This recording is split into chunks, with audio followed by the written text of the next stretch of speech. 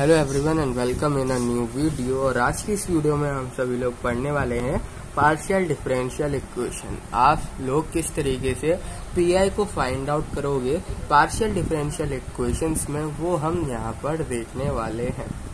हमारी जो इक्वेशन होगी वो डी और डी डैश के फॉर्म में होगी। डी और डी डैश दो तरह के होंगे यहाँ पर पावर्स, एक होगी डी, एक होगी डी डैश। ठीक है, दोनों अलग अलग तरीके से जो है यहाँ पर सॉल्व नहीं, तरीका सेम रहता है, बस साइंस और साइन वगैरह जो है और एक वेरिएबल का हमें मल्टीप्लाई करना होता है, कभी कभी वो अलग होते हैं। ठीक है, जैसे हमने डिफरेंशियल में पढ़ा था ना, सेम उसी तरीके से हमें पार्शियल में भी पढ़ना है। ठीक है, सेम तरीका है दोनों में निकालने का, खाली पीआई निकालने का एकदम सेम तरीका है। ठीक है, तो फर्स्ट ऑफ ऑल हम बात कर लेते हैं पीआई निकालने का कुछ बेसिक क्या होता है, मतलब किस तरीके से हम यहाँ पर पीआई को फाइंड आउट करते हैं इक्वेशन। फर्स्ट ऑफ ऑल हम वो देख लेते हैं। तो पीआई निकालने के लिए सबसे पहले आपको ये देखना पड़ेगा, आप डिफरेंशिएट करना चाहते हो तो किसको करना चाहते हो, डी वाले टर्म को करोगे कि डी डैश वाले टर्म्स को करोगे।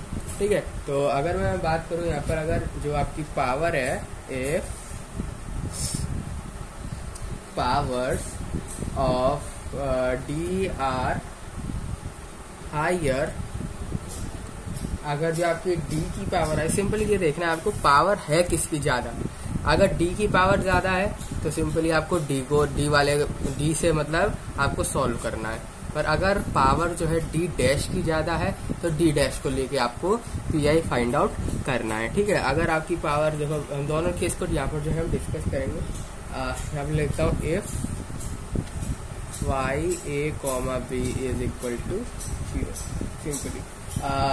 अब देखो ये हमने देख लिया, जब पावर जो है डी की हाई है, अब जो आपका पीआई निकलेगा ना वो निकलेगा एक्स डॉट, जब डी से हम करते हैं ना तो हम मल्टीप्लाई करते हैं एक्स का। जब हम डी से हम पीआई निकालते हैं ना डी से, तो सिंपली एक्स का मल्टीप्लाई किया जाता है पीआई निकालने के लिए। ठीक है, एक्स का क्या करोगे आप सभी लोग, मल्टीप्लाई करोगे सबसे पहले, देन आप पीआई जो है यहाँ पर फाइंड आउट करोगे। तो एक्स 1 अपॉन और यहाँ आएगा phi by D Y is equal to psi D comma D dash, और यहाँ पर आ जाएगा फंक्शन ऑफ जो भी आपका आरएचएस में ए एक्स और बी वाई, जो भी आपका आरएचएस में यहाँ पर होगा वो यहाँ आ जाएगा। मतलब सेम जैसे हमने डिफरेंशियल में देखा था पीआई लिखने का तरीका, जो आपका एलएचएस वाली साइड होता है वो नीचे आ जाता है, एलएचएस वाली साइड वाला सारा मामला नीचे आ गया, और जो आपका राइट हैंड साइड में होता है वो यहाँ पर लिख दिया जाता है मल्टीप्लाई में। तो मल्टीप्लाई में जो F A X comma B Y लिखा है, ये सिंपली वही है आरएचएस वाले टर्म। कौन क्या है, आरएचएस में जो भी वैल्यू है वही यहाँ पर लिखी हुई है। ठीक है, अब आपको क्या करना है, अब आपको सिंपली वैल्यूज पुट करनी है डी और डी डैश की। सिंपल, ठीक है, डी और डी डैश की आपको करनी है यहाँ पर वैल्यू पुट, और आपका जो है जो भी जिस तरीके से भी सॉल्व होगा वो हमें देखना है। तो अब हमको यहाँ पर क्या करना है, डी यहाँ लिख देता हूँ, सबसे पहले अगेन लिख देता हूँ, again put d is equal to a and d dash is equal to b, d is equal to a and d dash is equal to b जो है आपको यहाँ पर पुट करना है। और जो आपकी साई की वैल्यू होगी, अब a और b पुट कर देंगे, साई यहाँ पर d और d डैश है ना, तो सिंपली a और b हो गया। हमने सिंपली यहाँ पर क्या कर दिया, d की जगह a पुट कर देंगे एंड d डैश की जगह यहाँ पर हम b पुट करेंगे, d की जगह a पुट कर देंगे, d डैश की जगह यहाँ पर b पुट कर देंगे। जो हमारा साई बनेगा वो बनेगा a कॉमा b, तो ये हमारा इक्वल टू 0 हो जाएगा। ठीक है, अब हम क्या करेंगे, अगर हम देखेंगे कि हमारा जो डिनोमिनेटर है, अगर ये डिनोमिनेटर 0 हो रहा है, अगर हमारा डिनोमिनेटर हमने क्या किया, डी और डी डैश की वैल्यू पुट कर दी नीचे, और हमने देखा कि डिनोमिनेटर जो है वो 0 हो रहा है, डिनोमिनेटर 0 हो रहा है, तो सिंपली x का जो है हम यहाँ पर मल्टीप्लाई कर देंगे। जैसे यहाँ पर x का मल्टीप्लाई किया था ना, इसी तरीके से x का मल्टीप्लाई कर देंगे। ठीक है, यहाँ पर मैंने वो फर्स्ट स्टेप एकदम स्किप कर दिया था, जिसमें सबसे पहले क्या करते हैं, तो हम पीआई लिखते हैं 1 अपॉन एलएचएस के टर्म। लिखने का क्या तरीका होता है पीआई लिखने का, सबसे पहले 1 अपॉन जो एलएचएस में होता है and then multiply by RHS, यही तो लिखा जाता है। अगर फिर हम क्या करते हैं, यहाँ पर जो आरएचएस में टर्म्स होते हैं ए और बी की वैल्यू, उसको हम क्या करते हैं, इधर पुट करते हैं। अगर डिनोमिनेटर 0 हो रहा होता है तो सिंपली x का यहाँ पर मल्टीप्लाई कर देते हैं। डिनोमिनेटर 0 होता है, सिंपली x का मल्टीप्लाई, और इस चीज को क्या कर देते हैं, इस चीज को LHS को डिफरेंशिएट कर देते हैं। और जो आंसर आया वो हमने सिंपली ये लिख दिया है यहाँ पर, हम पहुंच गए सीधा सेकंड स्टेप पे। फिर इसके बाद हमने फिर पुट की वैल्यू, फिर पुट करने पे हम देख रहे हैं कि वापस से क्या हो रहा है, 0 हो रहा है। अगर डिनोमिनेटर वापस से 0 हो रहा है तो आप दोबारा से क्या करोगे, x का जो है यहाँ पर मल्टीप्लाई करोगे। अब दोबारा से जब x का मल्टीप्लाई होगा तो यहाँ पर क्या बन जाएगा, x स्क्वायर, 2x आ जाएंगे ना, सिंपली क्या हो जाएगा, x स्क्वायर और 1 upon del psi by del D और f ax B Y. Simply इस तरीके से जो है आपका यहाँ पर फॉर्म हो जाएगी इक्वेशन। इस तरीके से जो है आपकी इक्वेशन यहाँ पर फॉर्म हो जाती है। तो समझाने के लिए मैंने आपको इस तरीके से जो है आपकी इक्वेशन यहाँ पर फॉर्म होगी सिंपल। जब तक आपका डिनोमिनेटर में 0 आता जाएगा, जब तक आपके डिनोमिनेटर के अंदर 0 फॉर्म होता जाएगा, 0 आते जाएंगे, जब तक आपको जो है डिफरेंशिएट करते रहना है, जब तक आपको डिफरेंशिएट करते रहना है, ठीक है। और आप d से कर रहे हो इसलिए आपको यहाँ पर x का मल्टीप्लाई करते हुए चल रहा है। अगर हम d डैश की बात करते तो उसमें किसका मल्टीप्लाई होता है वो भी मैं बताऊंगा। सिंपली सबसे पहले ये समझो, जब हम d से कर रहे हैं तो यहाँ पर x का जो है यहाँ पर मल्टीप्लाई होना है, x का यहाँ पर मल्टीप्लाई होना है। और एक समय बाद आप ये देखोगे कि यहाँ से d डैश का टर्म ही चले जाएगा, d डैश का टर्म ही चले जाएगा, ठीक है, टर्म ही चले गया। सिंपली यहाँ पर देख सकते हो ऊपर तक तो d डैश था, अब क्या होगा, एक समय पे यहाँ पर d डैश का टर्म ही चले जाएगा। जैसे d, क्योंकि हम क्या कर रहे हैं, d के रेस्पेक्ट में डिफरेंशिएट कर रहे हैं तो d वाले टर्म्स की वैल्यू हटती जाएंगी और जो है नहीं जिसके पास d वो 0 हो जाएगा, ठीक है। तो वो अगर 0 हो जाएगा तो सिंपली यहाँ पर d वाले टर्म ही बचेंगे, ठीक है, d वाले टर्म बचेंगे। एक समय पे जब यहाँ पर और पुट करेंगे वैल्यू तो d की वैल्यू भी क्या हो जाएगी, यहाँ पर हट जाएगी, d की वैल्यू भी चली जाएगी सिंपली, तो कांस्टेंट आ जाएगा। तो सबसे पहले हम जिससे भी आप करना चाहोगे ना d या d डैश से, लास्ट में हमारा वही बचता है, ठीक है। उससे पहले दूसरा टर्म जो है कैंसिल आउट हो जाता है, 0 हो जाता है, क्योंकि वो डिफरेंशिएट नहीं हो पाता है डिनोमिनेटर, ठीक है। आप ये सेम चीज रिपीट करते चलो जब तक आपका डिनोमिनेटर 0 हो रहा है, जब तक आपको ये सेम चीज रिपीट करते हुए चल रही है। इसके बाद बात करते हैं जब जो आपकी पावर, यानी कि अगर आपको करना है if power of D dash are higher, सबसे पहले आपको इक्वेशन में यही देखना है, जो भी आपकी डिफरेंशियल इक्वेशन होगी, पीडीई होगी, पार्शियल डिफरेंशियल इक्वेशन होगी, अगर आपकी जो है इक्वेशन में यहाँ पर डी डैश की पावर जो है हाई है, डी डैश की पावर्स हाई है, डी डैश की पावर हाइयर मतलब सिंपली डी से ज्यादा है, सबसे ज्यादा जो पावर है आपकी वो डी डैश की है, डी की नहीं है। तो फिर आप क्या करोगे, तो जो आपका पार्शियल पी आई निकालने का फॉर्मूला होगा, सिंपली यहाँ पर पर्टिकुलर इंटीग्रल निकालने का जो फॉर्मूला होगा वो होगा 1/LHS एंड RHS, ठीक है। अब आप क्या करोगे, यहाँ पर RHS में कोई वैल्यू हो सकती है, जैसे कि 1/ में मान लो यहाँ पर यहाँ तो LHS होगा ही, और मैं मान लो RHS में वैल्यू है जैसे कि FAX, BY, इस तरीके की कोई आपकी वैल्यू है। अब आप क्या पुट करोगे, LHS में D की जगह पुट कर दोगे A एंड D डैश की जगह पुट कर दोगे B, D की जगह A पुट कर दो। अगर आपकी जो नीचे वाले टर्म है यानी LHS जो है, अगर ये 0 हो जा रहा है, LHS 0 हो जा रहा है, D की जगह A पुट करने पे एंड D डैश की जगह B पुट करने पे, D की जगह A पुट करने पे D डैश की जगह B पुट करने पे आपका जो LHS है ये 0 हो जा रहा है, तो सिंपली आप क्या करना है यहाँ पर, तो आपको y का मल्टीप्लाई करना है। किसका मल्टीप्लाई करना है, y का सिंपली आपको यहाँ पर मल्टीप्लाई करना है, और जो आपकी इक्वेशन बनेगी D psi by D dash is equal to psi, क्योंकि जब आप डी डैश की बात कर रहे हो ना तो डी अब तक हो जाएंगे यहाँ पर 0, डी हो जाएंगे यहाँ पर 0, क्योंकि हम बात कर रहे हैं डी डैश की। देखो इक्वेशन है, अब उसमें हम डी डैश के थ्रू डिफरेंशिएट करना चाह रहे हैं सारी चीज़ों को, और उसमें आ जाएगा अगर डी वगैरह, उसमें अगर डी वगैरह आ जाएगा तो ये सारी चीज़ें तो क्या हो जाएंगी, ये तो सारी चीज़ें हटती हुई जाएंगी, हटती हुई चलेंगी, तो ये डी डैश डी वगैरह तो ये चले जाएंगे अगर मैं डी डैश के थ्रू करूँगा।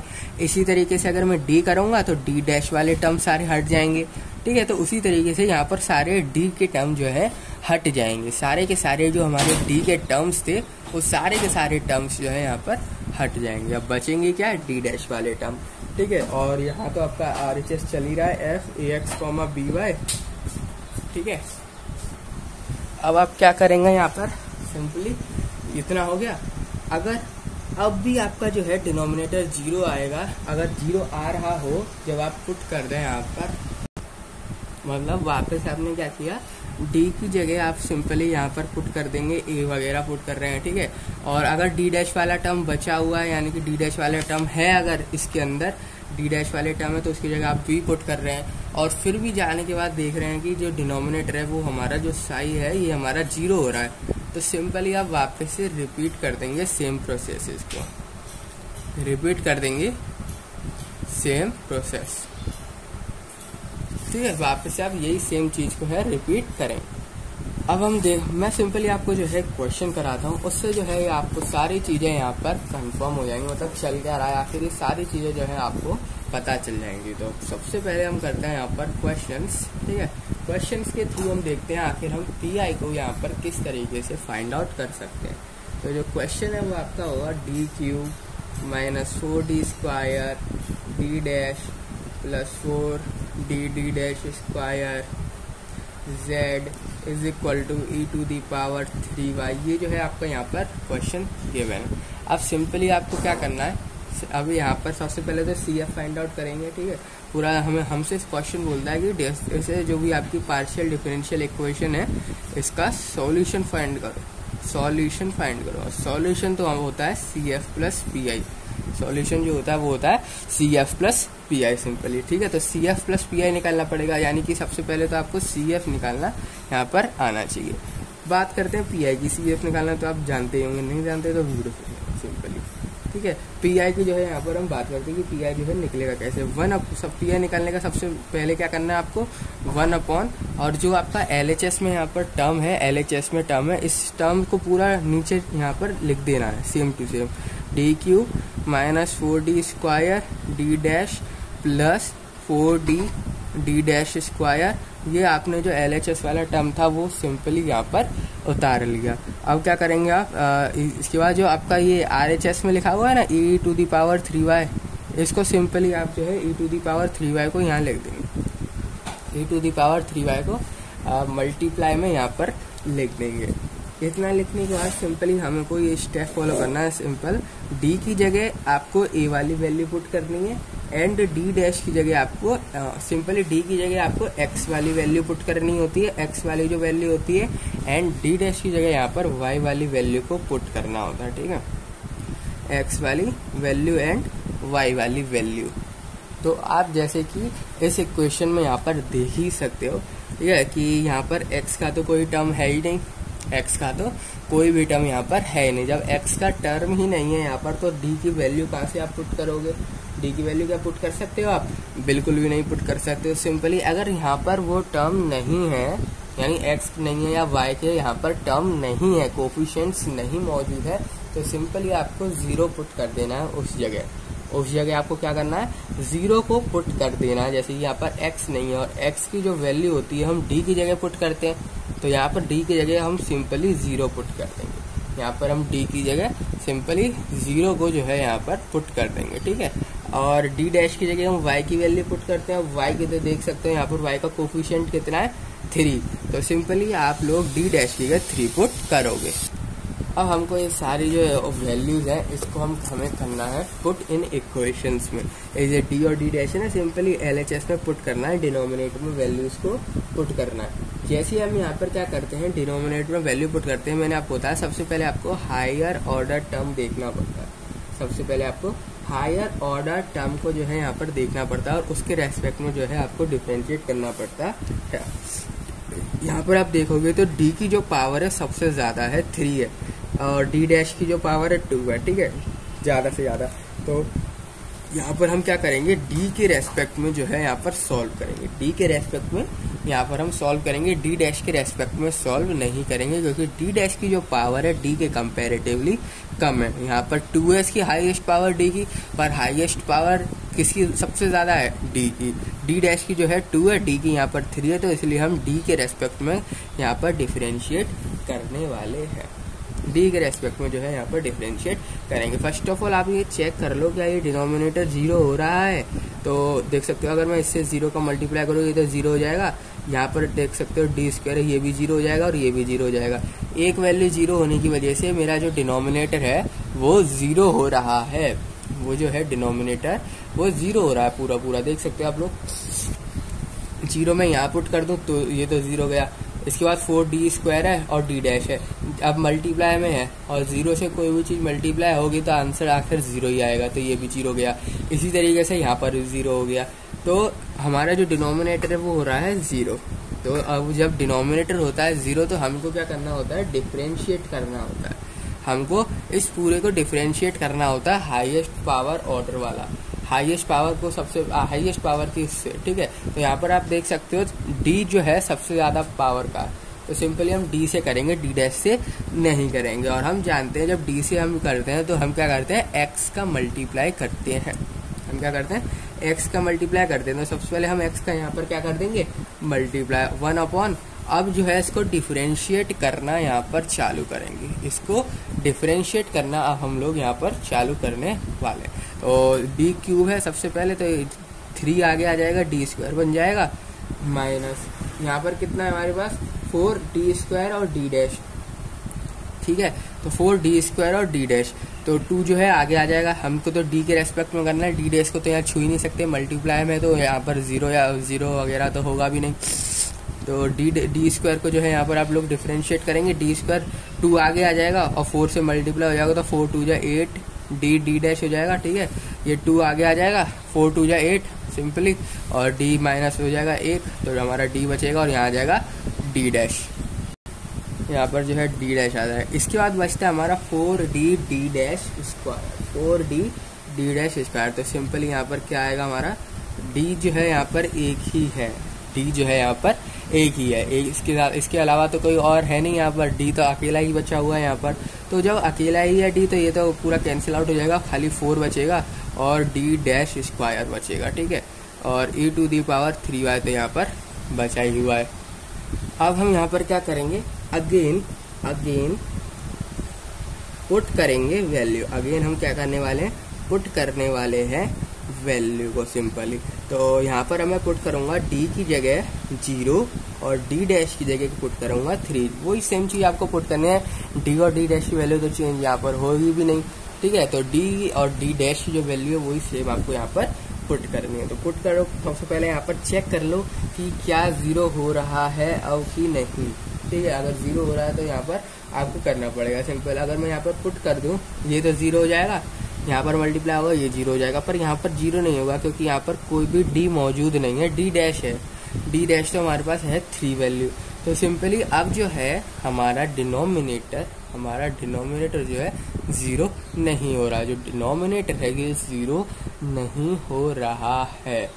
अगर अब डिनोमिनेटर 0 नहीं हो रहा, अब क्या करना है, सिंपली सीधी बात है, फिर तो वैल्यू को हम क्या कर देंगे, पुट कर देंगे, सीधी बात है। फिर अगर डिनोमिनेटर 0 नहीं हो रहा तो वैल्यू जो है उनको पुट कर दो। तो जो हमारा पी आई बनेगा वो बनेगा x डॉट 1 अपॉन, सबसे पहले तो 3d। अब इसमें सबसे पहले आप लोग वैल्यू पुट कर दो, इनमें क्या करना है आपको, सिंपली वैल्यू पुट करना है। अब उससे पहले अब यहाँ पर आपको क्या करना है कि अब इंटीग्रेट हमको यहाँ पर करना पड़ेगा। अब हमको यहाँ पर इंटीग्रेट करना पड़ेगा, क्योंकि देखो मैं जो है यहाँ पर इंटीग्रेट क्यों करना पड़ेगा, देखो अगर मैं d की वैल्यू पुट करूँ 3d स्क्वायर में, ये 0 हो जाएगा, ये 0 आएगा, ये दोनों टर्म तो हमारे 0 हो जाएंगे d की वैल्यू पुट करते ही। तो इन दोनों को लिखने से यहाँ पर कोई अभी मतलब बनता नहीं, 4d डैश स्क्वायर बनता है, ठीक है। तो 4d dash square e to the power 0x plus 3y लिख दो तो कोई दिक्कत की बात नहीं है, कोई यहाँ पर दिक्कत की बात नहीं है। अगर मैं 0x प्लस 3y यहाँ पर लिख रहा हूँ, क्योंकि भाई x की जो वैल्यू है असली में तो 0 ही है, तो 0x को लिख दूँ तो यहाँ क्या बचेगा, 0 बनेगी वही सेम चीज, इसमें मैंने कोई अलग से तो कुछ ऐड या सब्ट्रैक्ट नहीं कर दिया, ठीक है। अब मैं क्या करने वाला हूँ, इसमें सबसे पहले वैल्यू पुट कर दो, जो हमारी डी डैश की थी, कितनी थी हमारी 3 3 जा 9 और 3 3 जा 9 होता है और 9 4 जा होता है 36, simply e to the power 0x plus 3y। अब सिंपली 36 जब यहाँ पर हमने पुट कर दिया ना, अब हमको जो है यहाँ पर इंटीग्रेट करना पड़ेगा, हमको यहाँ पर इंटीग्रेट करना पड़ता है। ठीक है। आपको यहाँ पर अब क्या करना पड़ेगा, इंटीग्रेट करना पड़ेगा। जितनी हाईएस्ट पावर होती है ना उतना आपको जो है यहाँ पर इंटीग्रेट करना पड़ता है। जितनी हाईएस्ट पावर होगी उतना जो है आपको यहाँ पर इंटीग्रेट करना पड़ेगा। डी डैश की हाईएस्ट पावर कितनी है, 2। तो सिंपली आपको ना e to the power 0x and 3y है ना, इसको आपको 2 बार जो है यहाँ पर इंटीग्रेट करना पड़ेगा। इसको जो है आपको यहाँ पर 2 बार जो है यहाँ पर इंटीग्रेट करना पड़ेगा। अब मैं e to the power u लिख रहा हूँ, e टू दी पावर में क्या लिख रहा हूँ, यहाँ पर u लिख रहा हूँ और du कर दे रहा हूँ। सिंपली मैंने e टू दी पावर यहाँ पर u लिख दिया, और जो यहाँ पर u है सिंपली 0x प्लस 3y को मैंने यहाँ पर जो है u सपोज कर लिया, ठीक है।